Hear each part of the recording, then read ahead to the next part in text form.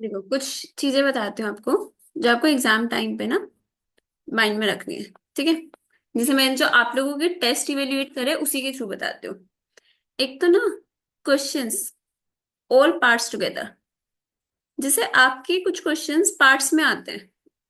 Question number 1 है, suppose 3 parts में हो गए ABC। तो आपको अटेम्प्ट कैसे करना है, जैसे आपने लिख दिया यहाँ पे आंसर नंबर 1। ठीक है। उसके बाद इसका A पार्ट कर लिया, यहाँ पे पूरा सोल्यूशन कर दिया। ठीक है। थोड़ा सा स्पेस छोड़ दो, लाइक 2-3 लाइंस छोड़ दो कि पता लग जाए आप नेक्स्ट पार्ट स्टार्ट कर रहे हो। स्पेस छोड़ा आपने, बी पार्ट स्टार्ट करा। अब सपोज आपने बी लिख तो दिया, आपको बी पार्ट नहीं आता, सी पार्ट आता है, उसके सेकंड क्वेश्चन आता है। तो ये गलती बिल्कुल भी मत करना कि आपने बी को स्किप कर दिया, आंसर नंबर 2 कर दिया, 3 कर दिया, उसके बाद फर्स्ट का बी पार्ट कर रहे हो। उसके कोई मार्क्स नहीं मिलेंगे। आपको एक क्वेश्चन के सारे पार्ट्स एक साथ करने हैं। ठीक है। तो ये चीज हमेशा ध्यान रखना। आपने आंसर नंबर 1 स्टार्ट करा, उसके सारे पार्ट्स एक साथ। अगर बी पार्ट आपको नहीं आता, स्पेस छोड़ दो, सफिशिएंट स्पेस छोड़ना। आपको इतना तो आइडिया हो जाएगा ना कितने में आएगा, उससे 8-10 लाइन एक्स्ट्रा ही छोड़ना। ठीक है। स्पेस छोड़ दिया, सी पार्ट करा, ये कर लिया। और अब आपका फर्स्ट क्वेश्चन कंप्लीट हो गया। यहाँ पे एक इंपॉर्टेंट चीज ध्यान रखो, आपका सी पार्ट कंप्लीट हो गया। सपोज आपका ना सी पार्ट क्वेश्चन जो आपका आंसर शीट है उसके 3 लाइंस में आ गया, मतलब पेज की सिर्फ 3 लाइंस फिल हुई है, पूरा पेज खाली है, तो उस पूरे को ब्लैंक छोड़ दो। आंसर नंबर 2, फ्रेश आंसर हमेशा नेक्स्ट पेज से स्टार्ट करना। ठीक है। इसके दो बेनिफिट होते हैं। एक तो एग्जामिनर को अलग से हाईलाइट हो जाएगा कि आपने नेक्स्ट क्वेश्चन स्टार्ट करा है। दूसरी बात, आपका कुछ भी पार्ट गलत हो गया, सपोज आपने यहाँ पे ABC तीनों पार्ट्स कर लिए, बाद में आपको रीचेकिंग के टाइम याद आया वो फर्स्ट पार्ट तो गलत हो गया, तो यहाँ पे आपके पास स्पेस है, आप इस ब्लैंक स्पेस में उस A पार्ट को कर सकते हो। पार्ट्स ऊपर नीचे सफल हो सकते हैं, ऐसा कोई दिक्कत नहीं है कि A पार्ट पहले कर दिया, फिर यहाँ पे सपोज आपने C कर दिया, उसके बाद B कर दो, कोई दिक्कत नहीं है। लेकिन एक ही आंसर के सारे पार्ट्स एक साथ करने हैं। ये चीज समझ आई, फर्स्ट पॉइंट। ये गलती ना बच्चे इंटर लेवल तक भी कर देते हैं। अगर आप पार्ट अलग अलग कर दोगे ना तो उसके मार्क्स नहीं मिलते। हर आंसर के पार्ट्स एक साथ करना है। पार्ट्स को ऊपर नीचे शफल कर सकते हो, AC B कर सकते हो, BAC कर सकते हो, BCA कुछ भी कर दो, बट उसके बाद नेक्स्ट आंसर नेक्स्ट स्टार्ट करना है। फ्रेश आंसर हमेशा फ्रेश पेज से स्टार्ट करना है। कभी भी ऐसा नहीं करना आंसर 1 कंप्लीट हुआ उसी के नीचे आंसर 2 कर दिया।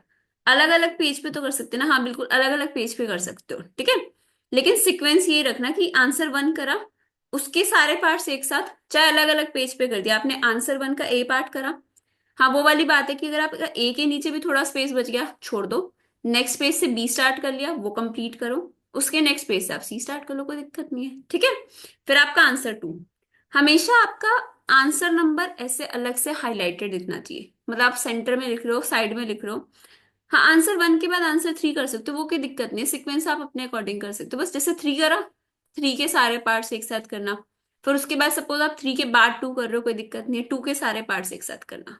डन। आंसर्स में आप सीक्वेंस कुछ भी रख सकते हो अपने कंफर्ट के अकॉर्डिंग। और आंसर नंबर आपका ऐसे हाईलाइटेड दिखना चाहिए कि आप नेक्स्ट आंसर स्टार्ट करो, क्योंकि कई बार क्या होता है ना, आपका आंसर अनचेक्ड, जो कहते हैं ना अनचेक्ड रहेगा, वो इसलिए होता है क्योंकि वो मिक्सअप हो जाते हैं। मतलब वो बिल्कुल भी एग्जामिनर की गलती नहीं होती, कई इतना ज्यादा मिक्स कर देते हैं कि पता ही नहीं चलता कि न्यू आंसर स्टार्ट हो रहा है। तो हमेशा या तो जैसे आप सेंटर में लिख रहे हो या साइड में भी लिख रहे हो, उस चीज को ऐसा बॉक्स करके हाईलाइट कर दो कि आप न्यू आंसर स्टार्ट कर रहे हो। ठीक है। हाईलाइटेड होना चाहिए। तीसरी चीज, आंसर जब अपना प्रेजेंट करते हो ना, वर्किंग नोट्स बनाने में थोड़ी सी दिक्कत है आप लोगों को। जैसे आपने सपोज बैलेंस शीट वाला क्वेश्चन करा, तो आपने अपना ट्रेडिंग अकाउंट बना दिया, ट्रेडिंग अकाउंट बनाया, P&L बनाया, बैलेंस शीट बनाई, उसके बाद जो भी अपने वर्किंग नोट्स बना रहे हो, ऐसा नहीं है कि बिल्कुल रफली, वो 12th क्लास वाला काम नहीं करना, आधे नोट्स इधर हैं आधे इधर है, कुछ कहीं कहीं लिखा हुआ नहीं। वर्किंग नोट्स बनाओ। नोट नंबर जो भी 1 आपने करा, जो भी कैलकुलेशन करी है, वर्किंग नोट नंबर 2, जैसे सपोज इनकम्प्लीट रिकॉर्ड्स का ही आपको बताती हूँ, उसमें हमें सेल्स अकाउंट बनाना है, आपको डेटर्स का बैलेंस निकालना है या कुछ भी, यहाँ पे आपने सेल्स अकाउंट बनाया। ठीक है। सेकंड नंबर पे आपने डेटर्स अकाउंट बना दिया। ऐसे ऐसे प्रॉपर अकाउंट्स बनाना, ऐसे रफ कैलकुलेशंस मत कर कर आना कि समझ ही ना आए आपने करा क्या है। ये चीज समझ आई। बहुत ज्यादा टाइम नहीं लगाना, लेकिन इसको प्रेजेंट ऐसे कर देना कि एग्जामिनर को समझ आ जाए आप कैलकुलेट क्या कर रहे हो। डन, ये पॉइंट हो गया क्लियर? दोनों पॉइंट समझ आ गए? वर्किंग नोट्स में शॉर्ट शॉर्ट लिख सकते हैं ना, हाँ शॉर्ट शॉर्ट लिख दो, उसकी कोई दिक्कत नहीं है, जैसे किसी वर्ड को, हाँ मतलब इतना लिख देना कि समझ आ जाए। वर्किंग नोट के लेजर अकाउंट में तो फॉर्मेट नहीं बनाना है ना, बस डेबिट क्रेडिट लिख के कर लेना। हाँ अगर आपको जैसे सपोज डेटर्स का अकाउंट बनाना है, आपने ये बना दिया, ठीक है, इधर अपना लिख दो डेबिट, इधर लिख दो, सॉरी, इधर आपने लिख दिया डेबिट, इधर लिख दिया क्रेडिट, प्लीज प्लीज, ठीक है। इतना एनफ है, ऐसा नहीं है कि आपको प्रॉपर पूरा सीक्वेंस बनाना है, पूरा फॉर्मेट बनाना है, इतना कर दो, लेकिन इतना कर देना। ऐसा नहीं है डेटर्स आपने यहाँ पे लिखा हुआ है ओपनिंग बैलेंस, ऐसे मैंने एक दो की शीट्स देखी यहाँ पे लिख दिया, ऐसे टेढ़ा ही लिख रहे हैं, ठीक है। उसके बाद यहीं पे सेल्स ऐड कर दी, उसके बाद हो सकता है सेल्स के बाद भी ये क्या लिखा है पता ही नहीं, डायरेक्ट अमाउंट लेस कर दिया, और बस ये हो गया इनका वर्किंग नोट। ऐसा तो बिल्कुल भी नहीं बनाना। अगर आप ऐसा स्टेटमेंट फॉर्म में भी बना रहे हो ना, इसको एक सही से तो बनाओ, लिखा हुआ समझ आए कि आप कर क्या रहे हो। सेल्स से लाइन लाने की नीड नहीं है, हाँ, लेकिन ऐसे ऐसे सांप नहीं बना के आने, मतलब एक रीजनेबल स्ट्रिक्टनेस हो, स्केल वगैरह की नीड नहीं है, उसमें टाइम वेस्ट मत करना, लेकिन थोड़ा सा ठीक ठाक सा लगे देखने में, ठीक है।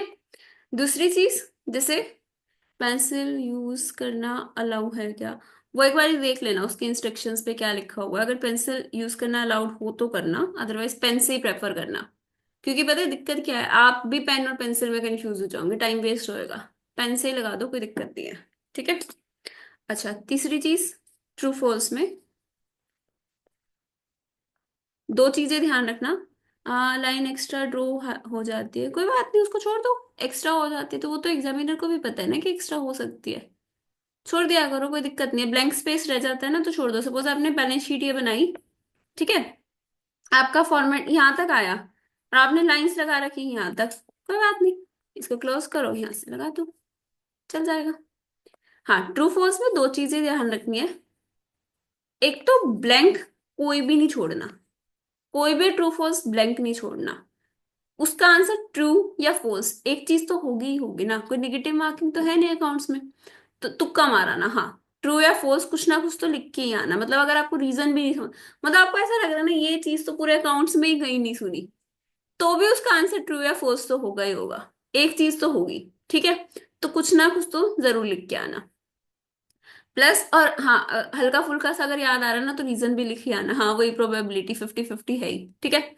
दूसरी बात, रीजन जरूर लिखना है। अगर आपको रीजन नहीं समझ आ रहा, जो लाइन क्वेश्चन में दे रखी है ना वही लिख देना। वैसे तो अगर आपने आंसर सही लिखा है तो आपको रीजन पता ही होगा। अगर 1% आपको रीजन नहीं समझ आ रहा, तो जो क्वेश्चन की लाइन है एटलीस्ट उतना लिखाना, ठीक है। जैसे आज एक वो था ना टेस्ट में था क्रिश, कि ए ड्रॉज अ बिल और बी इंडोर्स इट टू सी, ठीक है। तो उसका आंसर हमने फोर्स करा था, तो हम उसमें ये लिख सकते हैं। अगर आप इसका फोर्स लिखोगे और नॉर्मल लिख दो, सी कैन एंडोर्स द बिल, मतलब इतना तो लिख ही सकते हो ना। आपको अगर पूरी एक्सप्लेनेशन नहीं समझ आ रही, 2 मार्क्स में एटलीस्ट आप इतना लिख सकते हो, फोर्स और एक लाइन में रीजन, ठीक है। मतलब मैं वो चीज कह रही हूँ कि जहां पे अभी तक आपने जितना पढ़ना था पढ़ लिया, ये वो वाली चीज है जो थोड़ी जुगाड़ वाली चीज है, जो आपको लास्ट में ऐसा होता है ना कि नहीं समझ आ रहा क्या करे, उस टाइम के लिए, कि आपको कोई भी ब्लैंक नहीं छोड़ना। रीजन जैसा भी समझ आए टूटा फूटा लिख देना, क्योंकि एग्जामिनर आपको नहीं जानता, उसको आपकी शक्ल नहीं पता, वो नहीं सोचेगा ये कितना नालायक है, उसको क्या मतलब, जैसा समझ आए वो लिख दो, ठीक है। ऐसा ऐसा ही बता दो, वंशिका पढ़ाई भी तो करिए, बस ऐसा ऐसा ही नहीं जानना, ठीक है। अच्छा, दूसरी चीज, क्वेश्चंस में सारे क्वेश्चन आपको पता है ना कि आपका फर्स्ट क्वेश्चन तो कंपल्सरी होता है। तो जो आपको स्टार्टिंग में रीडिंग टाइम मिलता है ना, उसमें फर्स्ट क्वेश्चन तो पढ़ो ही मत, वो तो आपके पास ऑप्शन ही नहीं है, आपको करना ही है। रिमेनिंग जो 5 होते हैं ना, जो आपके रिमेनिंग 5 क्वेश्चंस है, ठीक है, उसमें से आपको कोई भी 4 क्वेश्चंस करने होते हैं। आप पांचों मत करना, क्योंकि 5वें नंबर पे जो करोगे ना उसकी कोई वैल्यू नहीं है, स्टार्टिंग के 4 काउंट होते हैं, ठीक है। तो आपको फर्स्ट क्वेश्चन तो करना ही, ऐसा जरूरी नहीं है फर्स्ट क्वेश्चन सबसे पहले ही करना है, करवा आप कभी भी सकते हो। फर्स्ट क्वेश्चन कंपल्सरी होगा। 5 में से आपको जो 4 क्वेश्चन करने हैं वो 4 ही करने हैं, 5वां क्वेश्चन करने का कोई फायदा नहीं, क्योंकि 5th की कोई वैल्यू नहीं है। जो आपने लास्ट में करा होगा ना, मतलब अगर आपने पांचों क्वेश्चन अटेम्प्ट कर दिए, जो लास्ट में करा हो चाहे वो पूरा ठीक हो, उसके कोई मार्क्स नहीं मिलेंगे, स्टार्टिंग के 4 के मिलेंगे। ठीक है। तो आप जो 4 क्वेश्चन आपको करने हैं, आपको क्या करना है, 15 मिनट्स का जब रीडिंग टाइम मिलेगा ना, पहली बात तो आपको क्वेश्चन सेलेक्ट कर लेना है कि आप कौन से वाला स्किप करने वाले हो। डन। अगर सपोज आपने सोचा कि आपको क्वेश्चन नंबर 3 स्किप करना है, डन, आप सोच रहे हो क्वेश्चन नंबर 3 स्किप करना है, तो मतलब आप कौन से क्वेश्चन करने वाले, 1 2 4 5 6, उस 15 मिनट में आप ना सीक्वेंस देख लो। क्योंकि एक चीज आप खुद मानो, आप किसी की आंसर शीट चेक करने बैठे हो, पहला ही आंसर गलत है, क्या इंप्रेशन जाएगा, बहुत नेगेटिव, किसको कुछ नहीं आता। पहला आंसर अच्छा जा रहा है, दूसरा आंसर अच्छा जा रहा है, फिर आगे के लिए वो थोड़ा नॉर्मल हो जाएंगे, रीडिंग टाइम में आंसर शीट देते हैं, फिर रीड का टाइम ही नहीं मिलता, मतलब आपको 15 मिनट पहले ही दे देते हैं आंसर शीट। हाँ। तो आपका जो सीक्वेंस है ना वो भी डिसाइड कर लिया करो, पहले 2 क्वेश्चन तो एटलीस्ट, अच्छा 2 बजे ही देते हैं, कोई बात नहीं, आप शुरू के 5 मिनट लगा लिया करो, रीडाइंग में देते हैं, लेट देते हैं। अच्छा, चलो कोई बात नहीं, 5 मिनट लगा के आपको ये चीज करनी ही करनी है, आपको क्वेश्चन डिसाइड करना है, क्योंकि आप ऐसा तो नहीं कर सकते ना, क्वेश्चन करते करते आधा क्वेश्चन करते आपको याद आ रहा है कि नहीं नहीं ये तो आ नहीं रहा, इसको स्किप कर देते हो, नहीं। ठीक है। 15 मिनट इतने नहीं देते रीडिंग टाइम, और पेपर 5 बजे ही ले लेते हैं, तो गलत कर रहे हैं हम आपके साथ।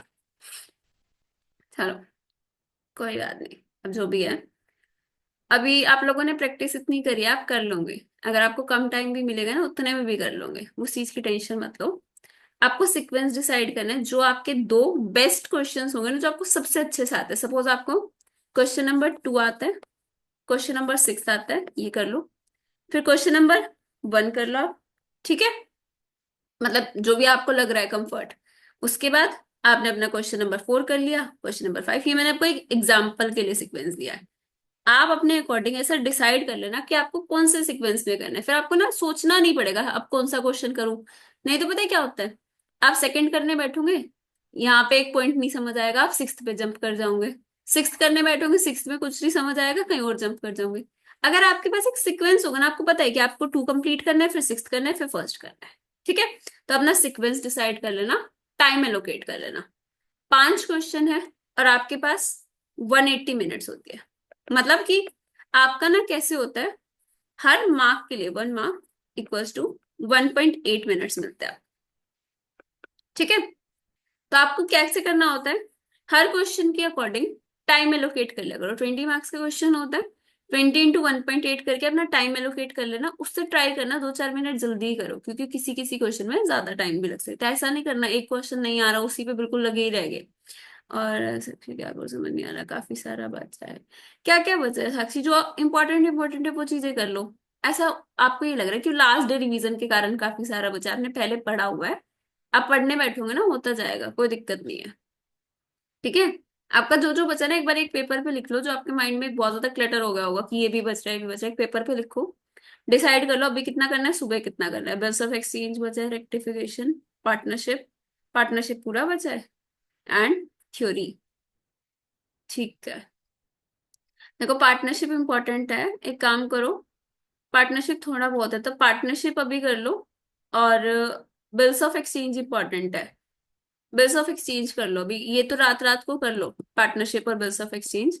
सुबह एक बार रेक्टिफिकेशन गो थ्रू कर लेना, क्योंकि रेक्टिफिकेशन तो जितनी भी प्रैक्टिस कर लो कुछ भी आ सकता है। हाँ कराया भी था। और एक बार सुबह ना तीनों टाइप के क्वेश्चंस देख लेना, बिफोर ट्रायल बैलेंस वाले भी, आफ्टर ट्रायल बैलेंस वाले भी, और फाइनल एडजस्टमेंट वाले भी, 3 क्वेश्चन देख लेना। ठीक है। और थ्योरी का थोड़ा सा गो थ्रू कर लेना, जो भी आप नोट्स रेफर कर रहे हो ना, थ्योरी उससे रेफर कर लेना। पर अभी पार्टनरशिप और बिल ऑफ एक्सचेंज करके सोना इंपॉर्टेंट है वो दोनों। डन। ये आपका हो गया क्वेश्चंस का। उसके बाद आपका थ्योरी वाला जो क्वेश्चन आता है ना, अगर आप थ्योरी वाला क्वेश्चन अटेम्प्ट कर रहे हो, जनरली आपका फर्स्ट क्वेश्चन में ही आता है, तो आपको कैसे अटेम्प्ट करना है, अगर आपको नहीं समझ आ रहा, देखो थ्योरी हम लोगों ने इतनी नहीं पढ़ी होती है अकाउंट्स में, तो थ्योरी का क्वेश्चन आप क्या करना, जो भी चीज आपसे पूछी है, सपोज आपसे पूछ लिया पेटी कैश बुक, एक्सप्लेन कर दो 4 मार्क्स में। ठीक है। अब हमें तो 1 वर्ड आंसर पे याद आएगा, पेटी कैश बुक मतलब छोटे छोटे खर्चे, तो आप क्या करो, उसकी डेफिनेशन लिख दो। ये हर क्वेश्चन के लिए बता रही हूँ मैं आपको जनरली, क्योंकि आपके स्ट्रेट फॉरवर्ड क्वेश्चन आने हैं, इसमें कोई केस स्टडी तो आनी नहीं है। डेफिनेशन लिख दो, एग्जाम्पल लिख दो, जो भी उसमें रिलेटेड है कि इसमें किस टाइप के एक्सपेंसेस जाते हैं। सब्सिडरी बुक्स पूछ लिया तो सब्सिडरी बुक के एग्जाम्पल लिख दो, परचेज बुक, सेल्स बुक, ऐसे ऐसे। उसके बाद अगर आपसे डायरेक्टली उन्होंने एडवांटेज या डिसएडवांटेज पूछा तो वो लिख दो, नहीं तो कैरेक्टरिस्टिक्स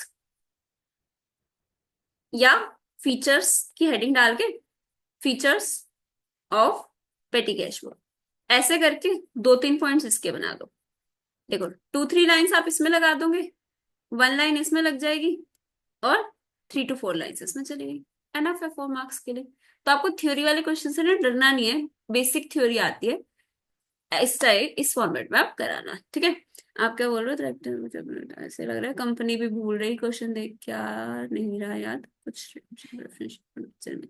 अगर आपको क्वेश्चन देखते भी नहीं याद आ रहा ना साक्षी, तो इस टाइम पे वो हाइपर होने की नीड नहीं है, कुछ भी ऐसे सोचो मत, आंसर देख लो। मतलब अब इस टाइम पे हम बैठ के टेंशन नहीं ले सकते ना, अगर आप लोगों को आंसर देख के भी याद आ रहा है ना, देख लो, वो चीज कल याद रहेगी, ये आपकी शॉर्ट टर्म मेमोरी में तो जाएगा ही ना। ये मतलब बहुत क्रुशियल टाइम होता है एग्जाम से पहले वाला। टेंशन बिल्कुल भी नहीं लेनी, आपको जितना समझ आ रहा है, जैसे समझ आ रहा है बस पढ़ते जाओ। मतलब मैं बताती हूँ, एक एग्जाम में, फाइनल का एक एग्जाम था, मैं सुबह सुबह बस वो 5 मिनट्स की शॉर्ट वीडियो थी वो देख के गई थी, ऐसे अननेसेसरी सा टॉपिक लग रहा था, और लकीली वो आ गया था एग्जाम में। तो आप मतलब जो मिल रहा है ना, जैसे पढ़ रहे हो पढ़ते जाओ बस। नहीं सब में हो रहा है, बस रिडम्पशन ऑफ प्रेफरेंशियल एडवेंचर वाला हो रहा। हाँ कोई बात नहीं, दो ही टॉपिक्स है ना, तो उसके क्वेश्चंस पे कर लो। एक बार का जो करना है वो भी बता देना। मॉर्निंग देखो ऐसा कुछ नहीं है वंशिका, मॉर्निंग में फिक्स क्या करना है, आप देखो कि आपने क्या क्या चीजें कर लिया, क्या रहता है, जो रहता है वो करो। किसी का कोई चैप्टर रह रहा होगा, किसी का कोई चैप्टर रह रहा होगा, और जिसकी पूरी रिवीजन होगी है, वो एक बार क्या कर लेना, जो आपको थोड़ा सा वीक लग रहे हैं ना टॉपिक्स, उसको गो थ्रू कर लेना। या फिर एक बार कोई भी एग्जाम पेपर या एमटीपी उठा के क्वेश्चंस की फॉर्मेट देख लेना, थोड़ा सीक्वेंस देख लेना कैसे कर सकते हो। जिस भी टॉपिक में आपको दिक्कत है, जैसे आपकी पार्टनरशिप फिक्स है, उसमें से आना ही है, इंपॉर्टेंट है, वैसे तो आपका हर चैप्टर में से आता है। कंपनी अकाउंट्स में से देख लेना। कुछ चैप्टर्स ऐसे हैं जैसे इनकम्प्लीट रिकॉर्ड्स वाला, रेक्टिफिकेशन वाला, मतलब इसमें कितना ही कर लो, कुछ भी नया डाल सकते हैं।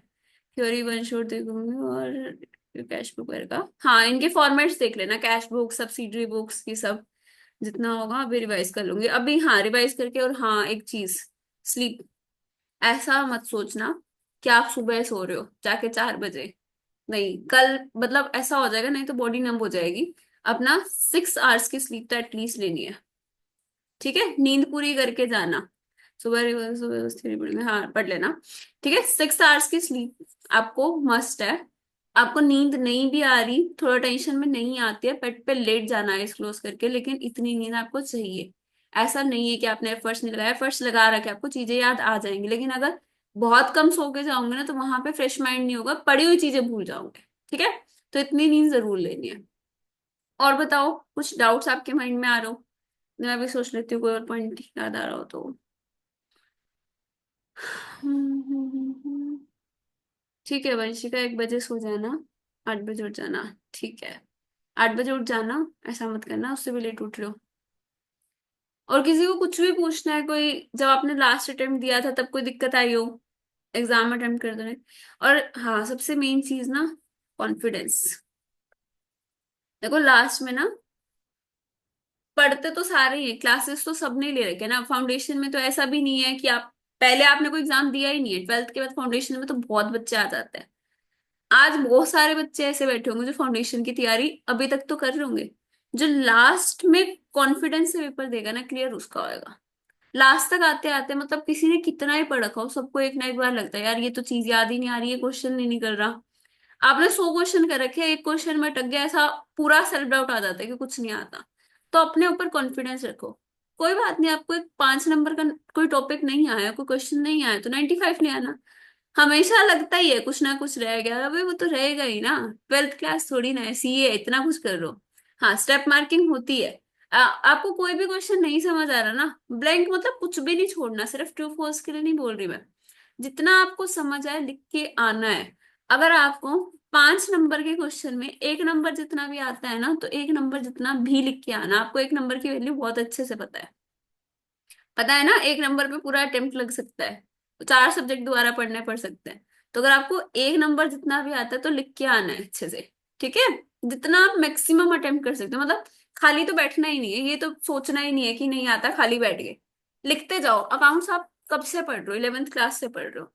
उसके बाद पूरा फाउंडेशन भी पढ़ा है, इतना कुछ करा है, अपने एफर्ट्स को वेस्ट नहीं होने देना। ठीक है। और बताओ, और कुछ जो भी चीज हो माइंड में।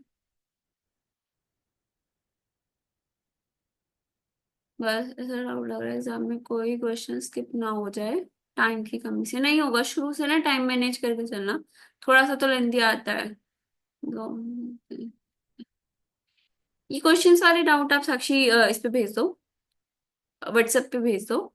प्रेजेंटेशन से रिलेटेड कुछ है तो बताओ, एग्जाम से रिलेटेड। क्रिश, तेजस, कुछ पूछना है?